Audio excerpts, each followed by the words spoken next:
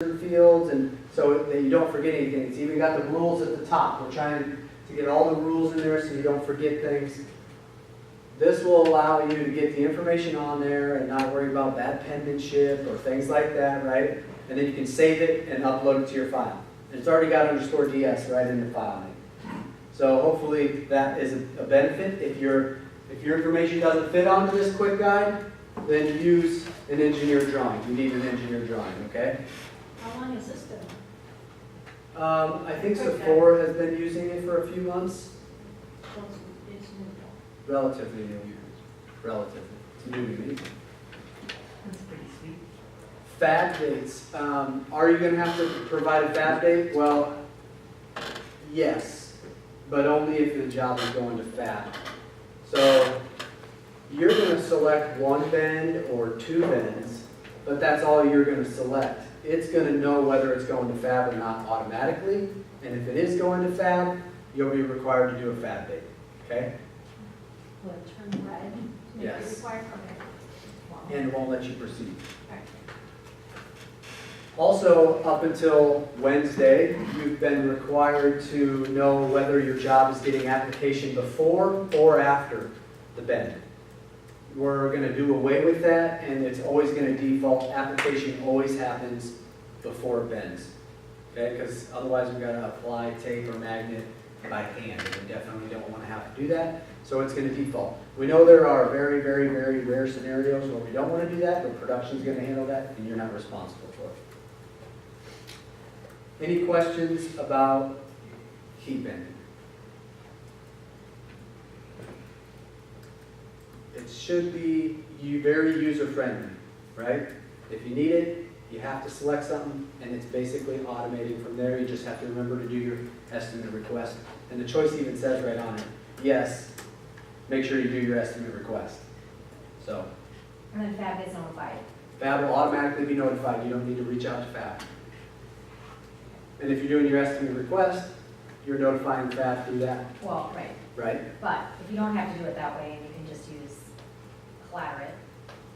Okay. Yep, if Fab is automatically selected, so the scenario would be you meet all of the requirements and it goes over 200 pieces, Fab will automatically be notified at order entry and notified again when the part should be ready to come over to them. So nothing you need to do. Tile jobs. There are some new operations with tile jobs. These are things we used to require in the notes, and now we put them into fields to help simplify and don't forget. Number one is the installer bleed. It'll default at a 1/2 inch, but you can set that to whatever you want. You can have different lefts, right? Then you do top and bottom. We know that there's a lot of different requirements for installer bleed. Additionally, the installer guide. Something some of you may be familiar with, others aren't. We do have a help tip on it, just kind of explaining it a little bit. But an installer guide will be required going forward. This is to help cutting. If you need an additional installer guide, we have a choice between do you want one or do you want 2 installer guides. And if you want more than that, we're going to work on getting you a digital copy. You can make as many copies as you want. This is to help the installer. Again, use the help tip. But one is required. And for Vito's team, you guys do special installer guides. You don't even need to mention that anymore.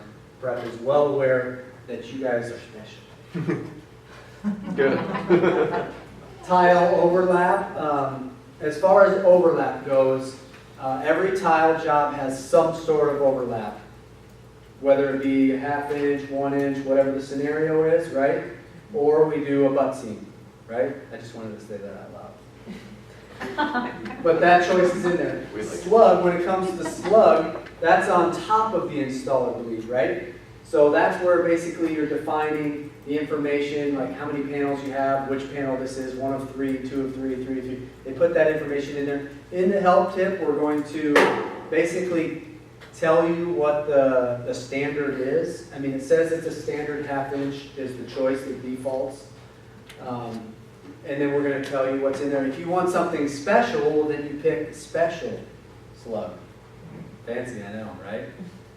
In there you can go and define in a meta field, hey, I need this stuff added to the slug. All right, so no more putting it in the notes. It's now defined through an operation in the required meta field. And then we do have no slug.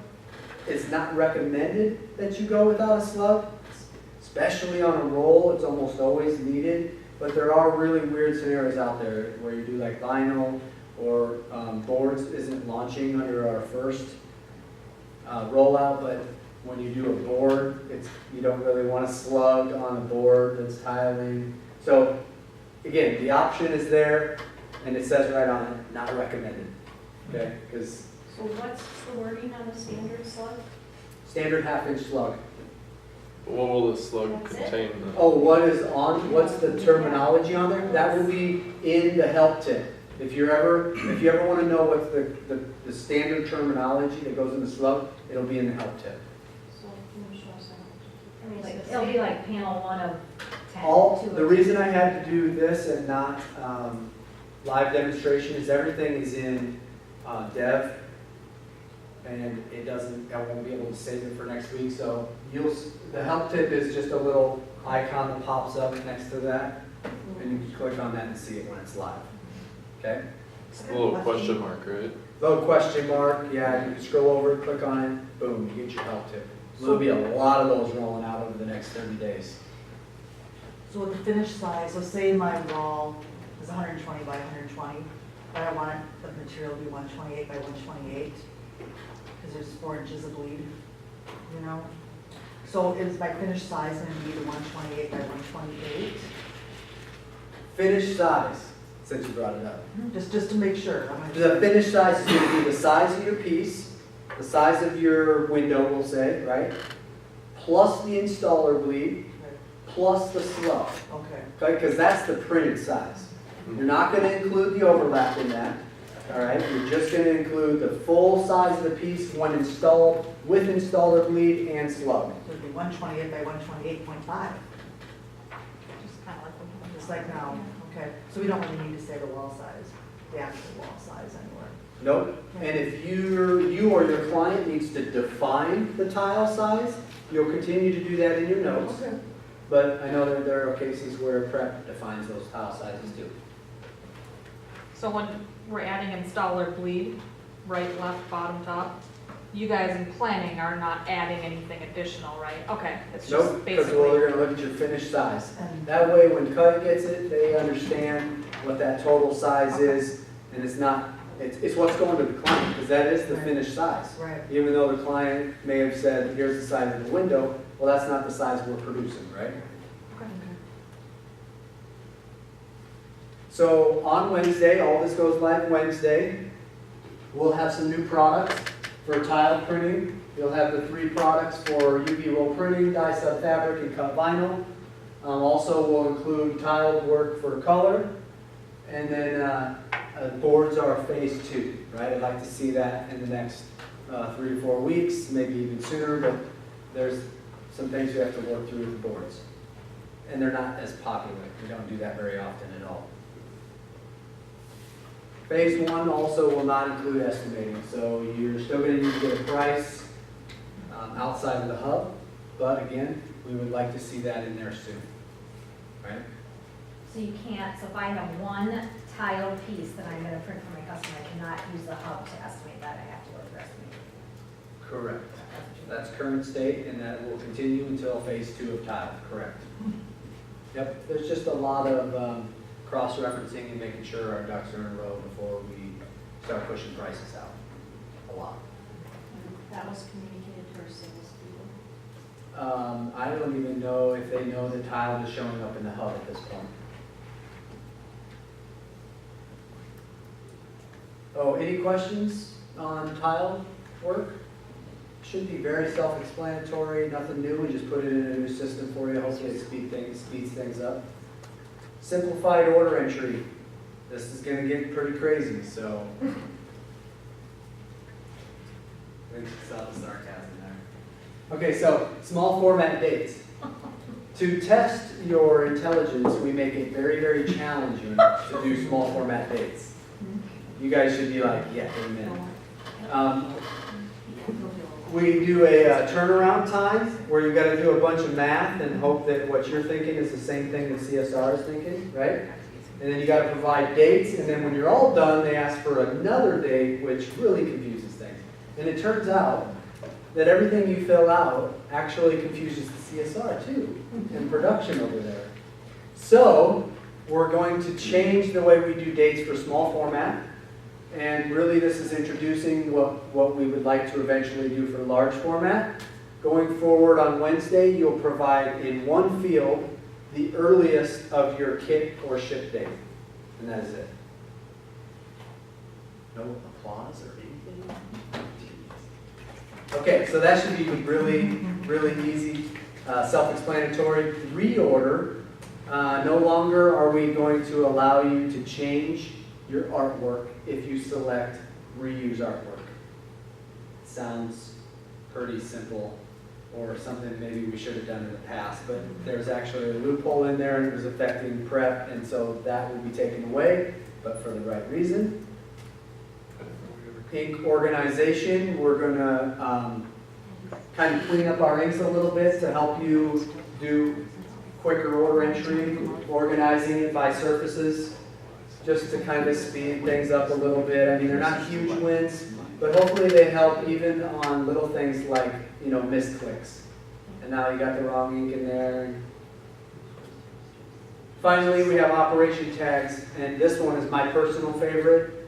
This is just a demonstration, so it's not completely accurate, but it's just a kind of a concept of kind of cleaning things up within the product, to organize things within departments.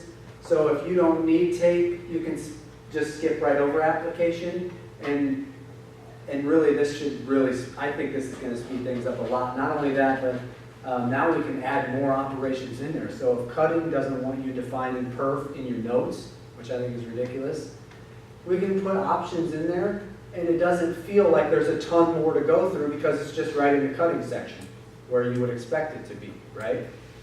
So that one is my personal favorite. And guess what? That's it for our training. That is it. So hopefully it doesn't feel like we're changing too much on you this phase, and it's more of a helpful thing, right? Can you clean up the actual tape drop down and maybe the drop down? But here's the thing with the tape and the application drop down, it's a disaster. It's completely But the only reason we haven't been able to do it because it was just going to create more clutter, and now that we have the tags, that's something we're going to clean up. Okay. So we had to wait for these tags to come out to be able to clean that up. So if we ended up having to add more operations, it doesn't just flood even more choices on that side. So right now, yeah, it's a disaster. Absolutely, yep. I have most of that defined. Okay. I've been working on defining that, so. Any other questions?